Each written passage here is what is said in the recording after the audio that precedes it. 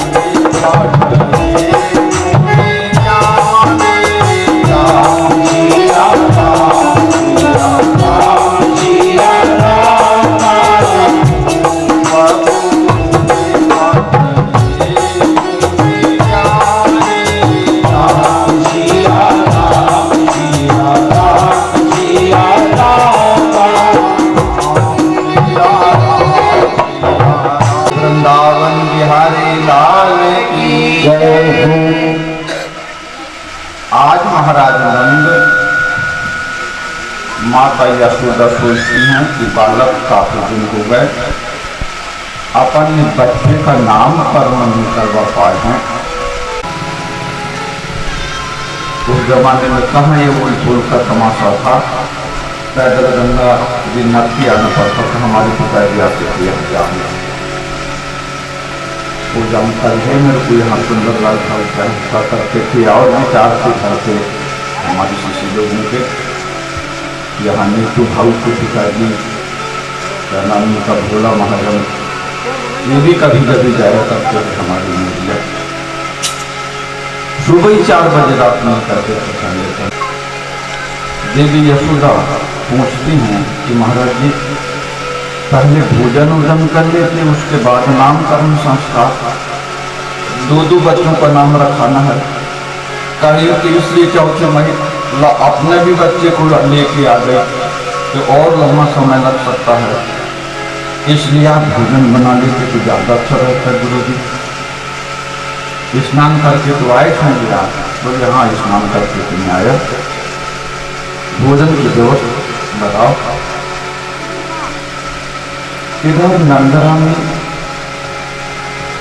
उस जमाने में महात्मा लोग स्वयं पात्र होते, हाथ से भोजन खाना पसंद करते थे, दूसरे के हाथ का भोजन नहीं खाते।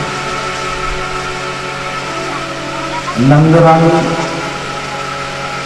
एक कमरा कुलदीपपुर देती है, बलराम की महिला दिला करके छोड़ा देती हैं। इधर भी सो रहे हैं, रत्न भी सो रहे हैं महाराज। और मकान के इस बार गर्गाचार्य जी का भोजन का कमरा है, वहाँ गर्गाचार्य जी भोजन बनाते हैं। भोजन बनाए, भोजन बनने के बाद परोसते हैं थाली में, और थाली में भोजन परोस के उनका स्वभाव था भोजन बना के भगवान को समर्पण करते थे और फिर भोजन को खाया करते। भोजन थाली में परोसा, जल का आचमन किया, आंख बंद करके ध्यान करते हैं राम रमति रमति रम रम मनोरम, सहस्त्र नाम तट रम राम नाम रम। स्वामी स्वीकार करें। भगवान कृष्ण मन में सोचते हैं कि ये हमारे बाप दादों के द्वारा पूजनीय गुरु कुल गुरु हैं ये, और गुरु जी बुला रहे हैं, ना जाऊं तो कैसा करूं, बुला रहे हैं तो जाने के लिए। भगवान श्री कृष्ण उठे और चले। इधर गर्गाचार्य आंख बंद करके मंत्र ही बोल रहे हैं, आंख बंद करे करे बोलते हैं, आइए स्वामी स्वीकार करें। भगवान कृष्ण ने काठी पकड़ा और खींचा अपने तरफ और एक कौल उठा के अपने मुंह में, जैसे वो थाली खर्व से खींची वैसे गर्गाचार्य ने आंख खोले तो सामने वो बच्चा एक और कठिया का उठा के खाई खाएगा। बड़े जोर से चिल्लाए, बोले हे देवी, ये बालक को नहीं संभाल पाती तुम, इस बालक ने थाली जूठी कर दिया मेरी, और जल्दी जल्दी में मैंने भी उस थाली को पी लिया। तो जूठा खूंद देने से, जूठी चीज को पकड़ लेने से उच्चिष्ट दोष लगता है। तो आदमी को तुरंत नहाना चाहिए और फिर शुद्ध भोजन बना के फिर ग्रहण करना चाहिए। बोले मैंने जूठा पकड़ भी लिया, उच्चिष्ट दोष कर दिया। यशोदा बालक को उठाती हुई बोले, गुरुजी अब क्या करूं, मैं तो अभी अभी पुनः लक्ष्य था और इतने जल्दी कैसे आ गया। बोले खैर कोई बात नहीं। बोले आप, बोले अब नहाने जाना पड़ेगा। गर्गाचार्य जी उठे और जिस धोती कुर्ता को सुखाए थे सामने उसको लिए और फिर यमुना जी में नहाने के लिए जाते हैं। तब तक यशोदा जी इधर के कमरा को छोड़ के छोटे तरफ के कमरा में चौका लगाती हैं और चौका लगा करके फिर आगे से लगा देती हैं, दूसरे बर्तनों की तैयारी कर देती हैं। गर्गाचार्य जी आए, अपने बर्तन अपने कपड़ों को सूखने के लिए डाल देते हैं और फिर भोजन बनाने के लिए बैठे। अब की बार यशोदा, उसके पहले भगवान कृष्ण ने फिर थाली खींचा और फिर एक और मुंह में डाल दिया और महाराज गर्गाचार्य के चेहरा की तरफ देखने लगते हैं। गर्गाचार्य ने आंख जैसे खोला तो फिर बालक ने थाली दूसरी कर दिया। फिर जोर से चिल्लाए, बोले हे देवी, ये बालक जब तुम इसको संभाल नहीं सकती तो संतों को क्यों भोजन के लिए आमंत्रित करती हैं? संतों का भोजन क्या आसान हंसी खेल हो जाता है? 3 मील दूर मैं नहाने जाता हूँ, नहा करके आता हूँ, फिर भोजन की आँच में सीखता हूँ 1 घंटा, तब वो भोजन बनता है और खाने की घड़ी आई ये भोजन को खराब कर देता है बालक, इसको संभालो। यशोदा बोलती हैं कि गुरुजी अभी हमने इन दोनों बालकों को, मैंने नहीं रोहिणी ने भी अपने बालक बलराम को नहला धुला के बीच के कमरा में ला करके सुलाए हैं। बालक देखा राम सिया राम सिया राम सिया राम, आन से राम सिया राम सिया राम सिया राम, जानी न काय देव गति भाई, राम सिया राम सिया राम सिया राम, अधिक शोक मन आदि आदि पाई, राम सिया राम सिया राम सिया राम, यहाँ उहाँ तुई बालक देखा, राम सिया राम सिया राम सिया राम, मति भ्रम मोर की आन विशेषा, राम सिया राम सिया राम सिया राम, बोलिए वृंदावन बिहारी लाल की जय। खटिया में सोया भी हुआ है। ऐसा तो नहीं कि परब्रह्म का अवतार हो गया हो। कई तरह के विचार करते हुए गर्गाचार्य जी यमुना जी में जाते हैं। यमुना जी में जाके जैसे डुबकी लगाते हैं तो देखते क्या है कि एक बालक पानी के भीतर भगा जा रहा है। पानी, बोलिए बालक तो डूब जाएगा, गर्गाचार्य नहाना छोड़ देते हैं, उस बालक को पकड़ने के लिए दौड़ते हैं। बालक पकड़ में तो नहीं आता, गर्गाचार्य फिसल के गिर जाते हैं। जैसे उठते हैं तो बालक गर्गाचार्य के हाथ पकड़ करके खींच के ला रहा है घाट के बाद। अरे दिखरावा माता निज अद्भुत रूप अखंड, रोम रोम प्रतिलागे कोटि कोटि ब्रह्मांड। दिखरावा निज रूप तब अद्भुत रूप अखंड, कोटि कोटि हर व्याप्त रूप कोटि कोटि कोटि कोटि हर व्याप्त रूप कोटि कोटि ब्रह्मांड।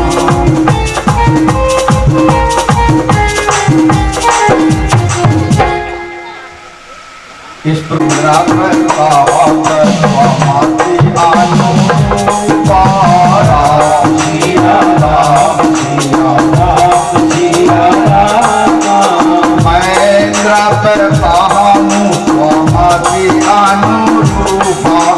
पंचांग की बात करना भूल गए। मैं जब कहा हूँ सोमती अनुरूपा, अपने मर्जी के अनुसार नाम का बखान कर रहा हूँ। इनके नाम अनेक अनुपा, राम सिया राम सिया राम सिया राम। महेंद्र पे कहा हूँ स्वामी अनुरूपा, राम सिया राम सिया राम सिया राम। जो आनंद से जो सुख राशि, राम सिया राम। जो आनंद काल सुख राशि, राम सिया राम सिया राम सिया राम।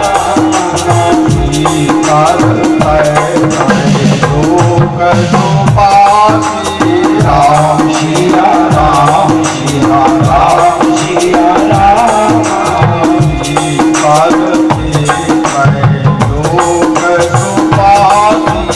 राम सिया राम सिया राम सिया राम। बोलिए वृंदावन बिहारी लाल की जय। इनके नाम अनेक अनुपा, मैं निज कहा कोई स्पर्श भी नहीं कर पाएगा। और अनेक नाम होंगे इसके, कृष्ण होगा, मनमोहन होगा, मुरलीधर होगा, श्याम सुंदर होगा, बांके बिहारी होगा, रसिक बिहारी होगा, बहुत से नाम। भगवान कृष्ण का नामकरण करते हैं, तब तक रूमड़ी भी खड़ी हो जाती है कि गुरु बाबा इस बालक का भी नाम, बोले हाँ पुत्री, एक का नामकरण तो हो जाएगा।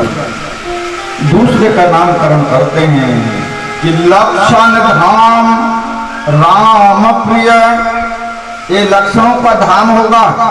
बलराम हलधर वीर होगा और सदैव इस कृष्ण का अनुगमन करते रहेगा। लक्षण धाम और राम प्रिय, ये कृष्ण का प्यारा रहेगा सदैव। भाई भाई में इसमें कभी समाप्त नहीं होगा, एक दूसरे के पूरक बन के चलेंगे। लक्षण धाम राम प्रिय, सकल जगत आधार, गुरु वशिष्ठ तब राखबू, लक्ष्मण नाम बुझार।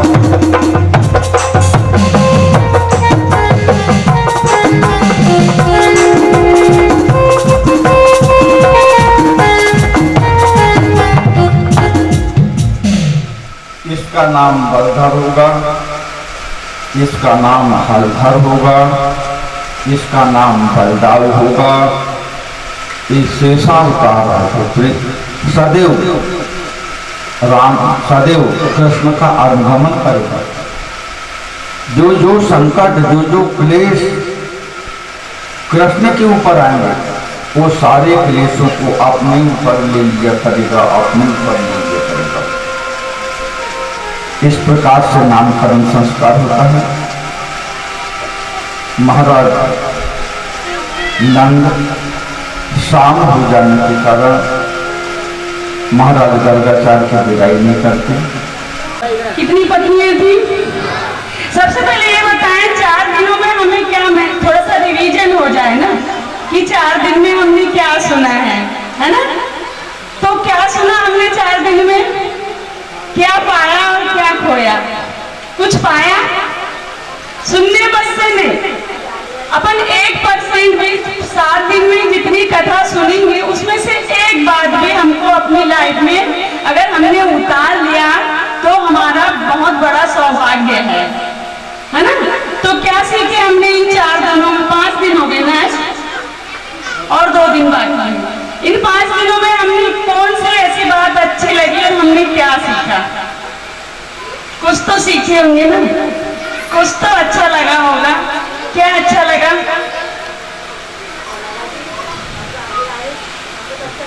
इसलिए हम हर दिन सत्संग सुनने आते हैं ना। वो तो एक विडंबना है कि आज समय थोड़ा सा कम रहता है, तो इसी के ऊपर मुझे एक कथा याद आ रही है। एक राजा साहब थे, उनकी 4 पत्नियां थी। कितनी पत्नियां थी? 4। अब सोचो 4 पत्नियों को संभालते थे राजा साहब। सबसे छोटी मतलब सबसे लास्ट वाली जो पत्नी थी, सबसे बड़ी लास्ट वाली जो पत्नी थी बहुत सुंदर थी। उससे राजा साहब बहुत प्यार करते थे, हर समय जहाँ जाते थे वहाँ साथ में उसको लेके जाते थे। सेकंड वाली पत्नी थी, उससे हर समय राजा साहब अपना राय मशवरा लिया करते थे।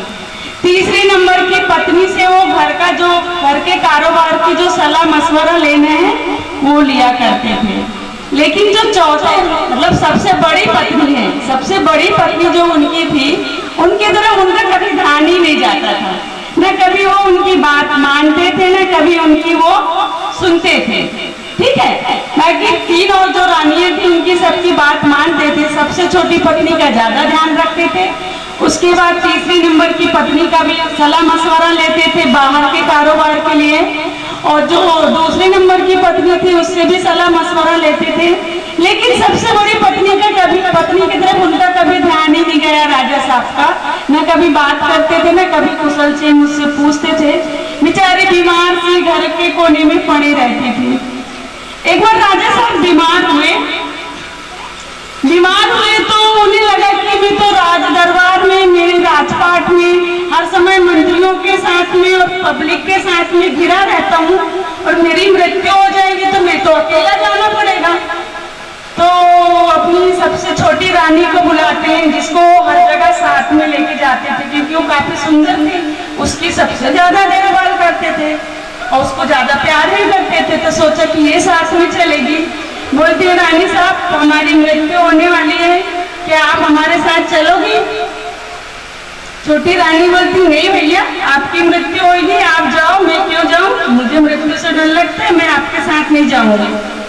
मना कर देती है। राजा साहब को काफी दुख होता है कि देखो मैं इनको इतना स्नेह करता था, हर समय साथ में लेके जाता था, 1 मिनट के लिए, 1 सेकंड के लिए भी नहीं छोड़ता था, और इन्होंने ऐसा बोल दिया।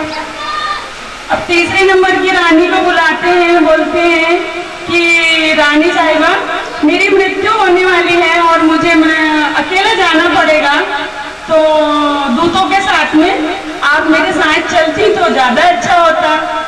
तीसरे नंबर की रानी भी बोलती, नहीं भैया मुझे भी डर लगता है, आपको जाने आप जाओ, मैं तो अभी सुख भोगूंगी यहाँ मृत्यु लोक में, मैं नहीं जाने वाली।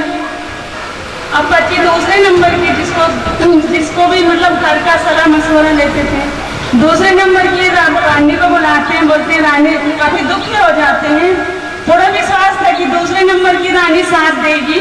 बोलती है, रानी साहिबा मेरी मृत्यु होने वाली है, क्या आप मेरे साथ चलोगी? दूसरे नंबर की भी रानी मना कर देती है।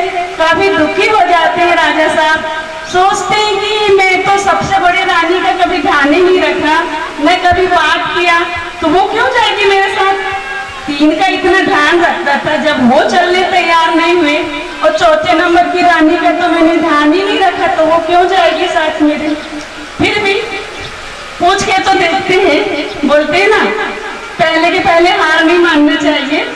तो बड़ी रानी साहिबा को बुलाते हैं और बोलते हैं, रानी साहिबा हमारी मृत्यु होने वाली है और हमको अकेले जाना पड़ेगा, हमें डर लगता है, क्या आप हमारे साथ चलेंगे।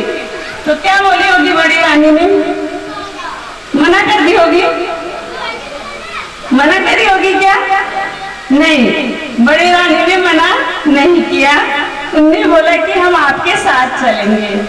तो आप सब समझ गए होंगे कि ये 4 रानियां कौन है, समझ गए क्या।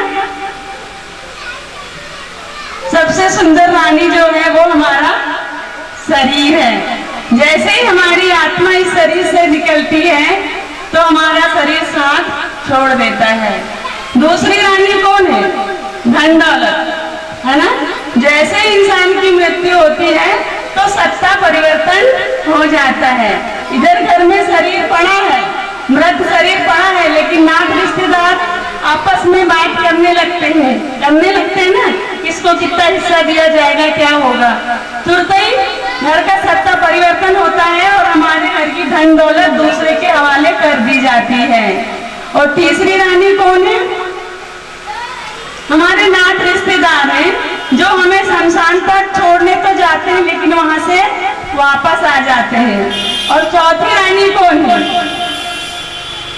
जिस पर हम कभी ध्यान ही नहीं देते, हमारे पास कभी समय ही नहीं रहता।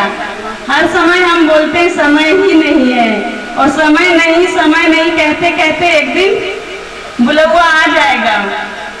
तो चौथी रानी हमारे कर्म धर्म है, जिनके ऊपर हम कभी ध्यान नहीं देते। हमें मालूम है कि लालबर्रा से बस कितने समय छूटेगी, पता है बालाघाट से बस कितने समय छूटेगी, लेकिन इस शरीर रूपी बस का ड्राइवर कब छोड़ के चला जाएगा पता है नहीं है। इसके बाद भी हम इसकी तरफ ध्यान नहीं देते, जिसकी तरफ ध्यान देना ज्यादा जरूरी है। मान लो आपके पास में 25 लाख की गाड़ी है, कितने लाख की गाड़ी है, 25 लाख की गाड़ी है। आपने 25,000 का ड्राइवर रखा है गाड़ी में, आपने सबने अच्छे 5-5 हजार के कपड़े पहने हैं, ठीक है, लेकिन ड्राइवर को आप भोजन नहीं देंगे, निरंतर कंटिन्यू भोजन नहीं देंगे, कंटिन्यू गाड़ी चलाते जाएगा ड्राइवर, उसको कहीं रेस्ट करने के लिए भी नहीं बोलेंगे, उसको पेट भर भोजन भी नहीं देंगे। ड्राइवर की वैल्यू है, अगर ड्राइवर नहीं है तो आपकी 25 लाख की गाड़ी कोई काम की है, कचरे के बराबर है। बिना ड्राइवर की गाड़ी की कोई वैल्यू नहीं है। उसी तरह से हमारा शरीर भी एक गाड़ी है ना, हमारे शरीर भी एक गाड़ी है और इसके अंदर ड्राइवर कौन है, हमारी आत्मा है ना। और इस आत्मा का भोजन क्या है, परमात्मा का ध्यान, सत्संग, पूजा, भजन। तो हम क्या करते हैं, गाड़ी को तो बहुत सजाते हैं, ठीक है, लेकिन ड्राइवर की तरफ हम कभी ध्यान नहीं देते। जब हम गाड़ी की तरफ ध्यान नहीं देते, इसलिए अधिकतर एक्सीडेंट होते हैं। कौन से एक्सीडेंट होते हैं, टेंशन, किसी ने थोड़ी सी बात कह दी तो टेंशन, है ना। 5 विकार रूपी कचरे, काम, क्रोध, मद, लोभ, मोह, इनका कचरा बहुत ज्यादा जमने लगता है। जब ज्यादा कचरा जमता है तो हमारी लाइफ में बहुत ज्यादा तनाव होता है। तो क्या करना है, अब हमको इस ड्राइवर को भी भोजन देना है, ज्यादा नहीं तो थोड़ा ही सही, महंगा नहीं तो सस्ता ही सही, है ना। हम ये नहीं कह रहे कि 8-8 घंटे 4-4 घंटे आप तपस्या करने बैठ जाओ, कम से कम सुबह के 5 मिनट और शाम के 5 मिनट तो हमें अवश्य अपने आप के लिए निकालना चाहिए, जो हमारे साथ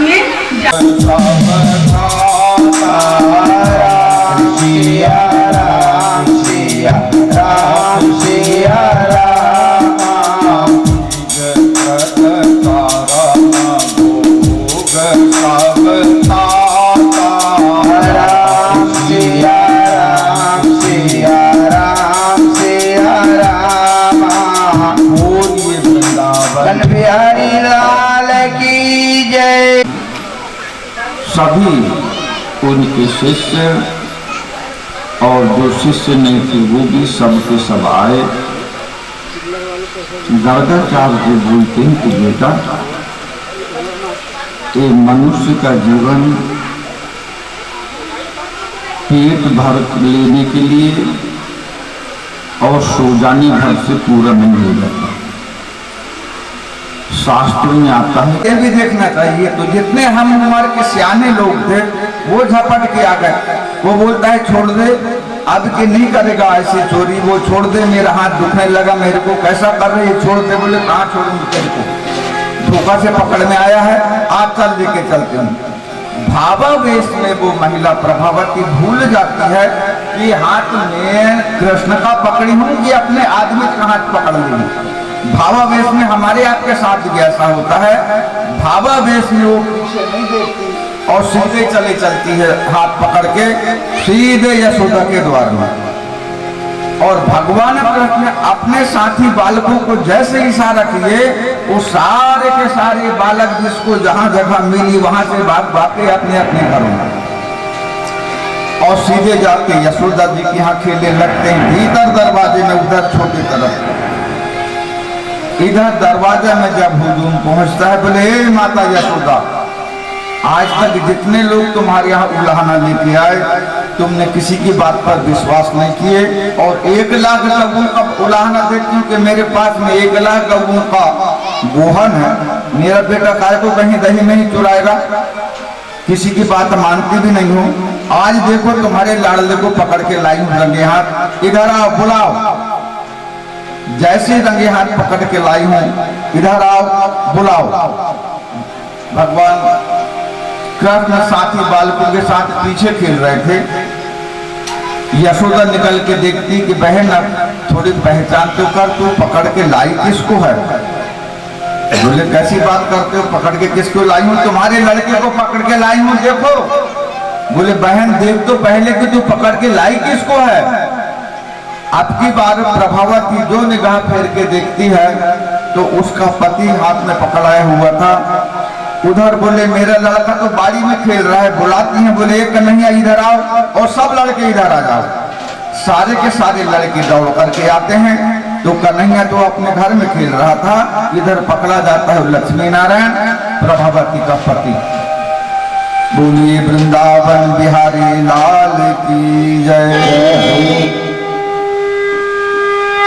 दूसरे का कम नुकसान करता है वो अहंकार उसका नुकसान करता है जिसने उस अहंकार का पालन किया हो, जो उसकी सुरक्षा कर रहा है। इसलिए अहंकार से दूर रहना चाहिए। ये प्रभावती का अहंकार उसके पति के द्वारा, वो प्रभावती का ही अहंकार का दमन हुआ था और दूसरे का अपमान नहीं हुआ, प्रभावती का स्वयं का अपमान हुआ था। बोलिए वृंदावन बिहारी लाल की जय। कुट बंसी वाले की जय। बोलिए जगदम्बे मैया की जय।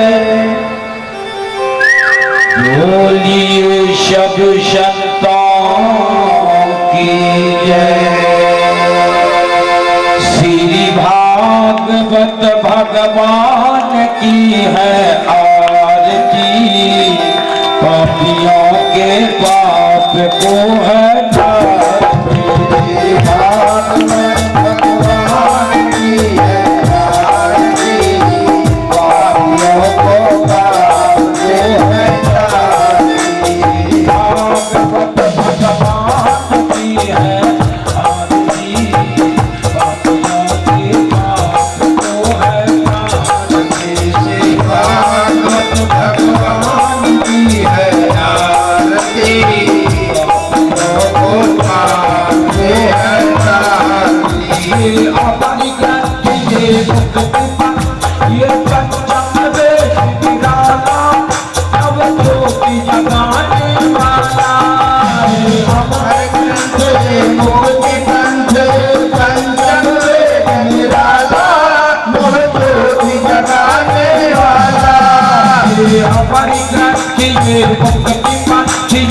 हमारी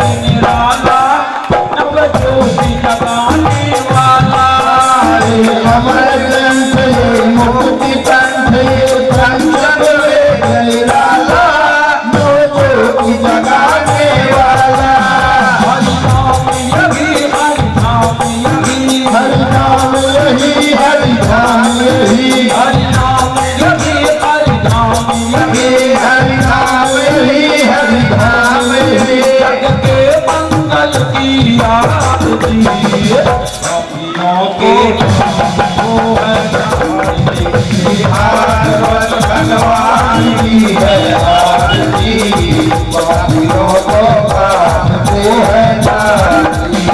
भागवत भगवान की है आरती, पापियों के पाप को है नाती।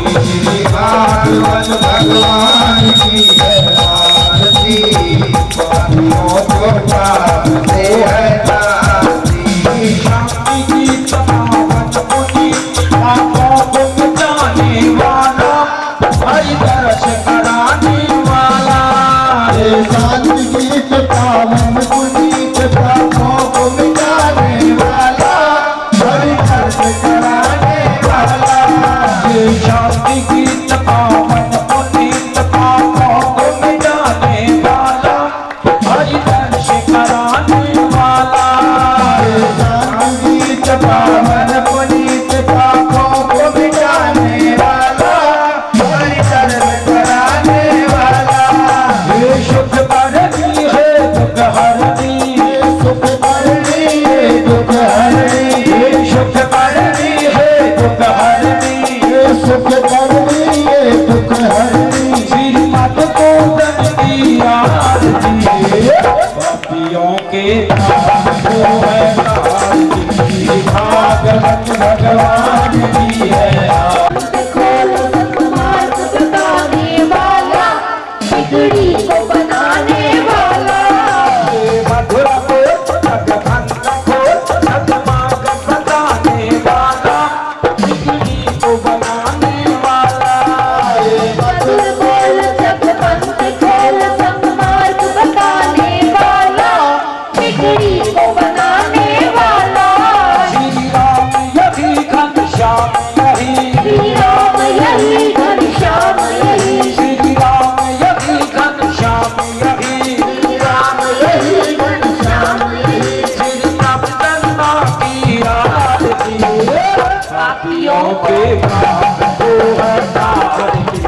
भागवत भगवान की है आरती, पापियों के पाप से है नाती। भागवत भगवान की है आरती, पापियों के पाप से है नाती।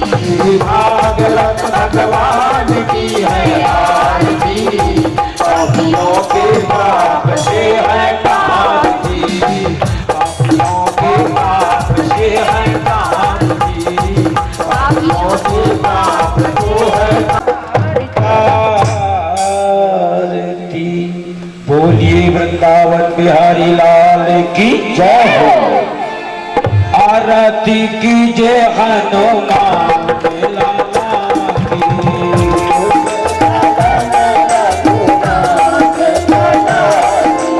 आरती कीजिए हनुमान लाला की।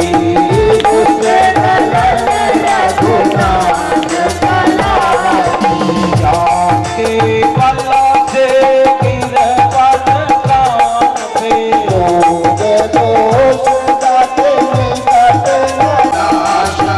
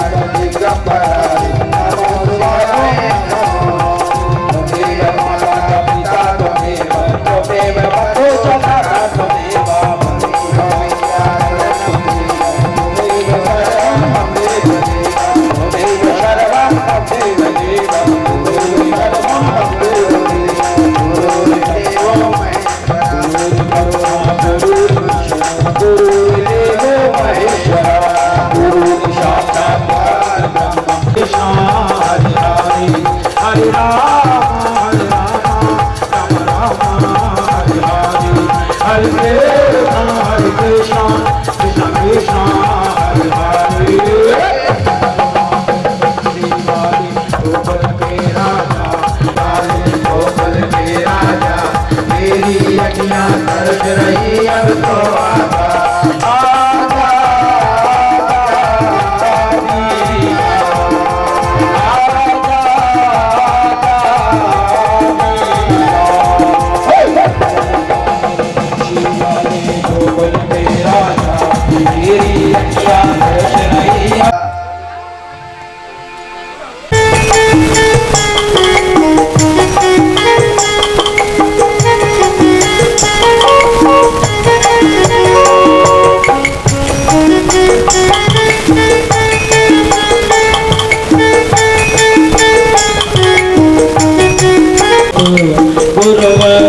की राग दिगाओ मेरे गुरुदेव आए हैं, मेरे गुरुदेव आए हैं।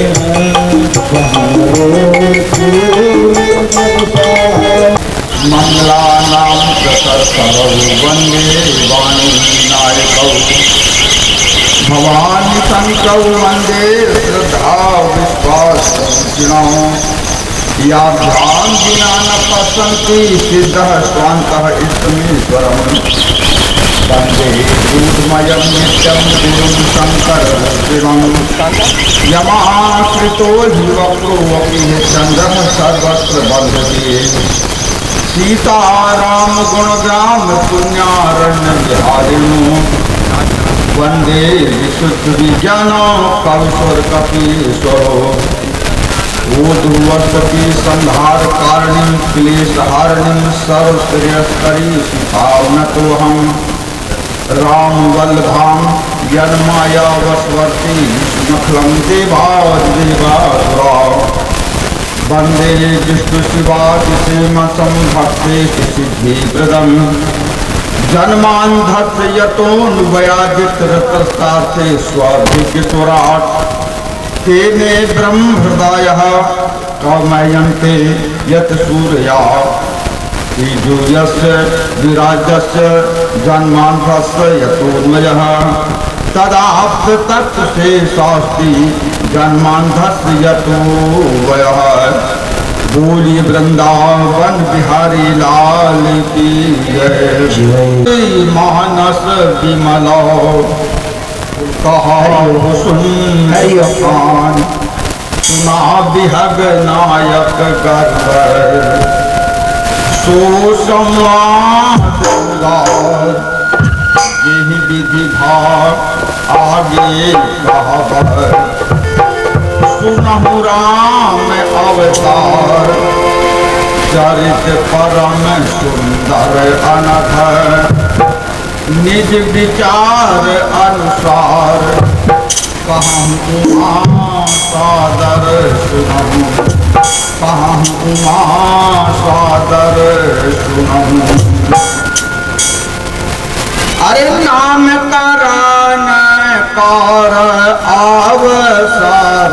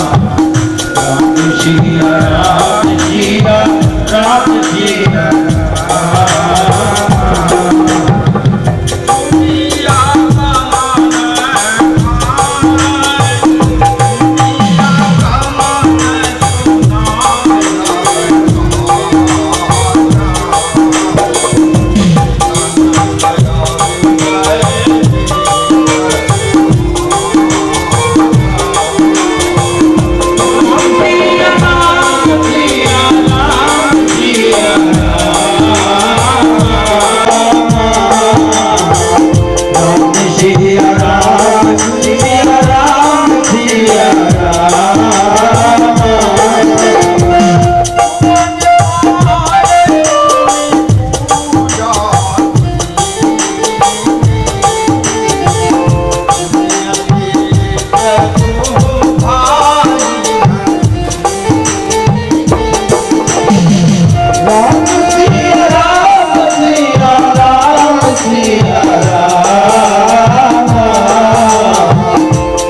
सिया राम सिया राम सिया राम।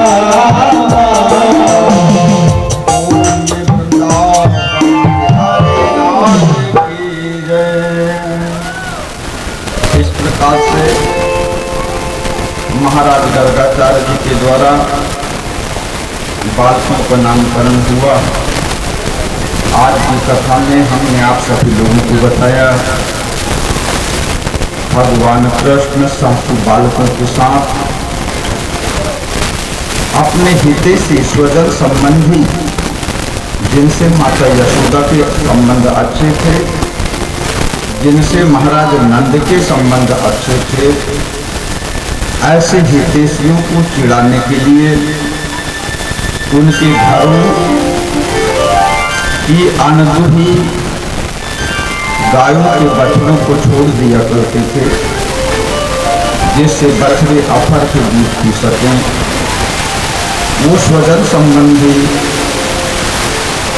भगवान कृष्ण को उपलब्ध दिया करते थे, उलाहना दिया करते थे, अब शब्दों का प्रयोग नहीं करते, जिससे भगवान श्री कृष्ण उत्साहित हुआ करते।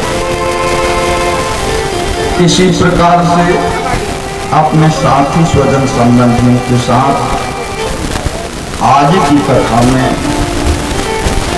भगवान कृष्ण ने प्रभावती के यहाँ से कुछ दही मही की चोरी करने की योजना बनाए। उस योजना में स्वयं तो बच जाते हैं और उस स्वयं प्रथा का पति लक्ष्मी नारायण बेचारा सीधा साधा आदमी था। उस जो प्रभावती है अपने पति से हाथ लेकर के पहुंच जाती है और मन में विश्वास करती है कि मैंने श्री कृष्ण को पकड़ के लाई है। उसका झूठा उपालन सारा गांव देखता है और प्रभावती की काफी हंसी हो जाती है।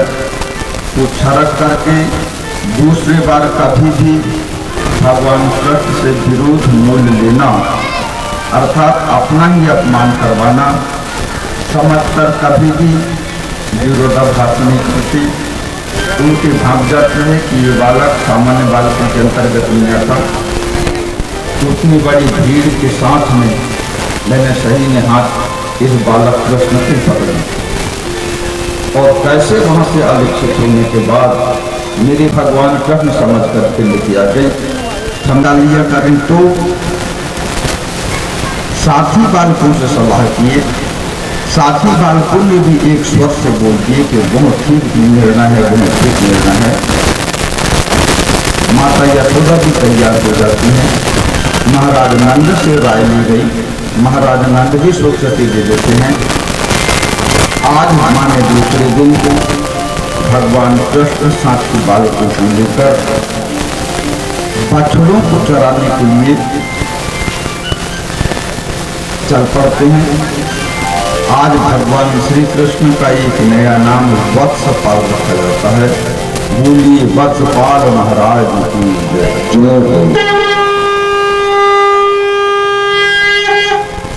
इधर कंस थे वो शाम को दिया करते थे, जो शाम को जाया करते थे वो सुबह आके देते थे, जो सुबह जाए वो शाम को। 24 घंटे की जानकारी कंस स्वयं अपने हाथों से इकट्ठी कर रहा था।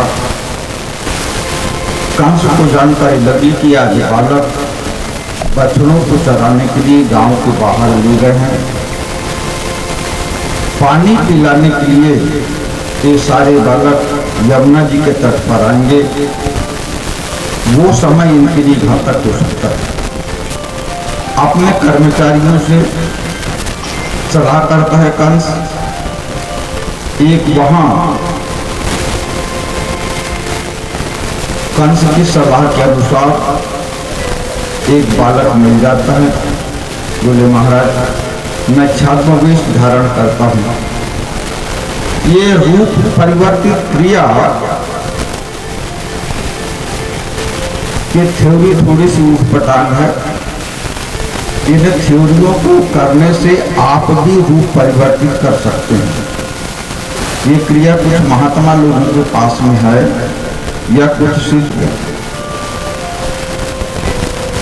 उस समय ये विद्या ज्यादा जोरों पर थी तो रूप परिवर्तित कर लिया करते थे। हम बताने की कोशिश तो करते हैं मनुष्य रूप परिवर्तित कर सकता है। एक मनुष्य के पास में 5 शरीर धारण कर लेने की क्षमता है। ये सारी क्षमताएं उसकी छाया के ऊपर में, शरीर में के साथ 5 शरीर हैं। एक अन्नमय कोश जो अनाज के द्वारा जीवित रहा करता है, अन्नमय कोश। दूसरा मनोमय कोश हो जाता है जो विचार के ऊपर आश्रित रहा करता है। अन्नमय कोश, मनोमय कोश, विज्ञानमय कोश। विज्ञानमय कोश अर्थात चमत्कारमय कोश, वो शरीर छाया के द्वारा जो निर्मित होता है वो किसी भी किस्म का चमत्कार करके दिखा सकता है, कोई आश्चर्य नहीं हो उसमें। अन्नमय कोश, मनोमय कोश, विज्ञानमय कोश, आनंदमय कोश।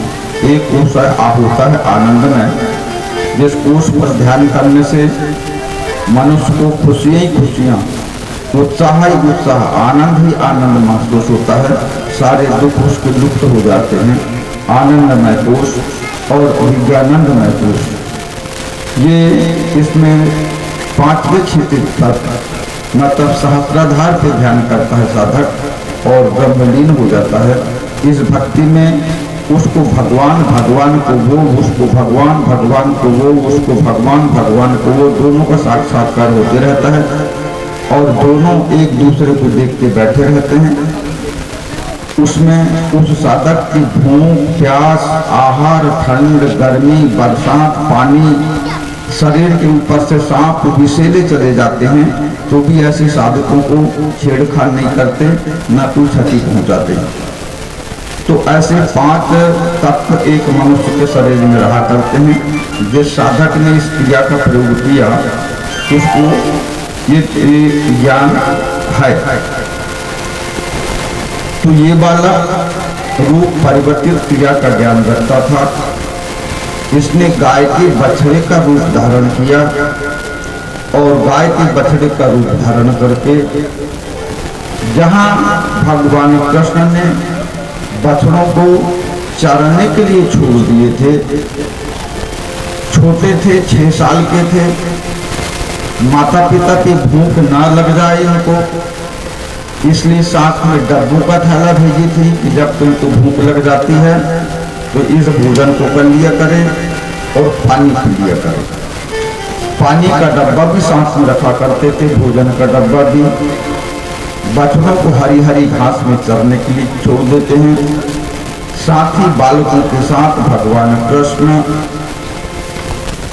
अपने भोजन करने के लिए बैठ जाते हैं।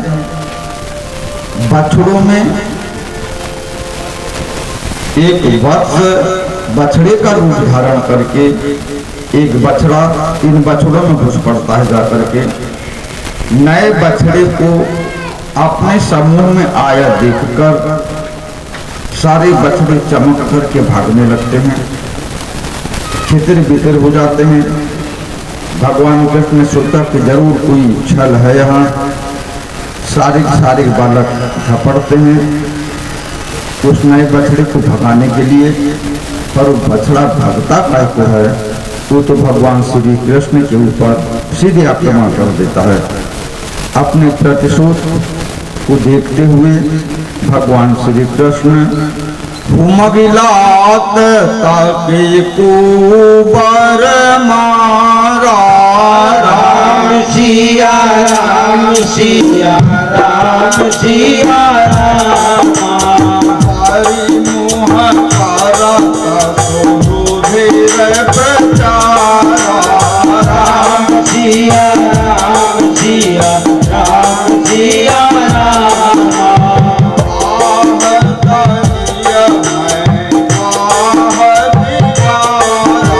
राम सिया राम सिया राम सिया राम।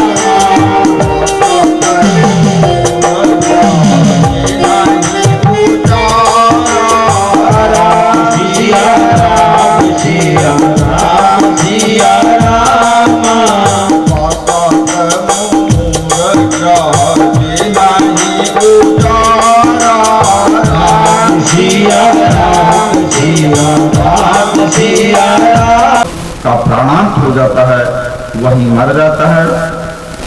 भगवान कृष्ण साथ में बालकों के साथ बछड़ों को इकट्ठा करके अपने गोकुल के लिए लौटाते हैं। इस रहस्य को भगवान कृष्ण किसी को नहीं बताते। यदि बताएंगे तो कल से बच्चों का करना कराना और हमको गांव के बाहर भेजना प्रतिबंधित हो जाएगा। बताते नहीं है भगवान श्री कृष्ण। सारे बच्चों को यथावत बांध देते हैं। शाम को गाय का दुहन होता है, बछड़े अपनी माता का दूध पान करते हैं। प्रेम से दिन कट रहे हैं।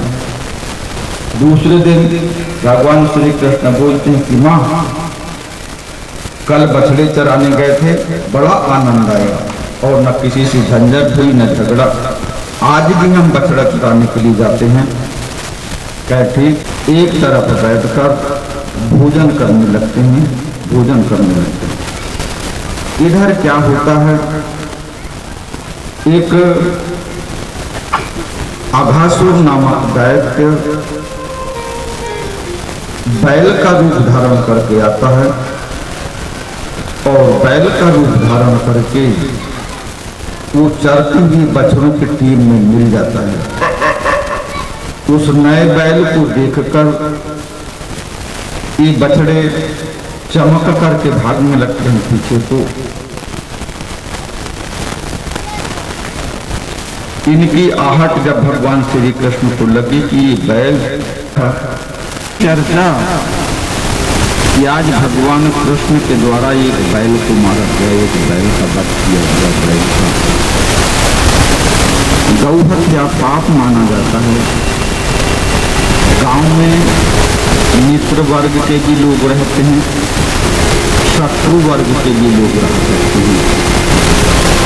कुछ लोगों ने अफवाह फैला दिया